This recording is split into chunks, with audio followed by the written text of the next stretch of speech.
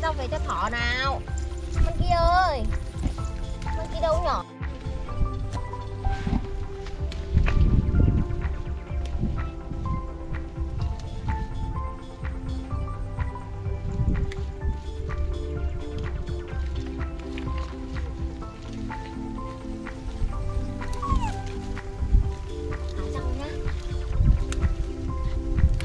Thỏ ăn nhá.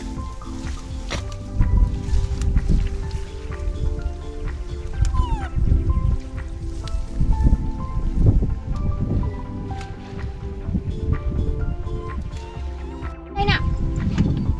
Đây.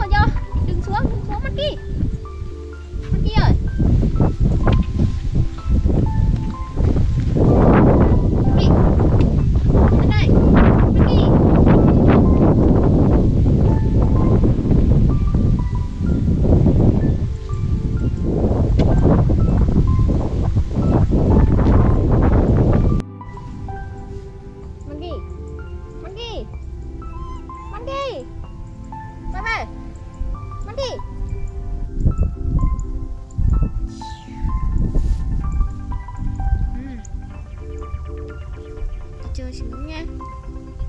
Nay mình được đi ra đồng. Nay mình được đi chơi với đồng lúa.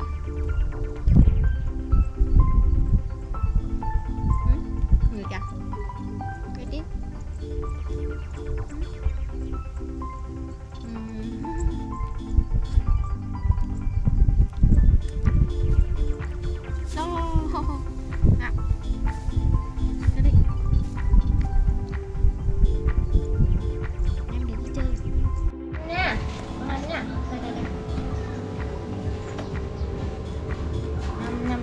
Nhầm ăn nào. Ui, ăn rồi. Hai bạn thỏ này ăn giỏi ha. Mình cũng ăn rau muống nào. Ăn đi nè. Đây.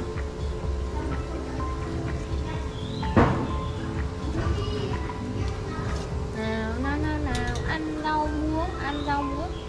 Giờ ăn đến rồi. Hai bạn thỏ ăn ngon nhá. Nhâm. Hai bạn thỏ ăn rất là ngon. Nào.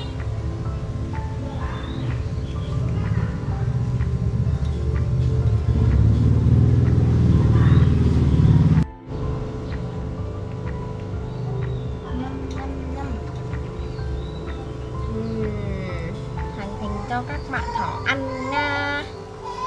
Ăn rau muống nha.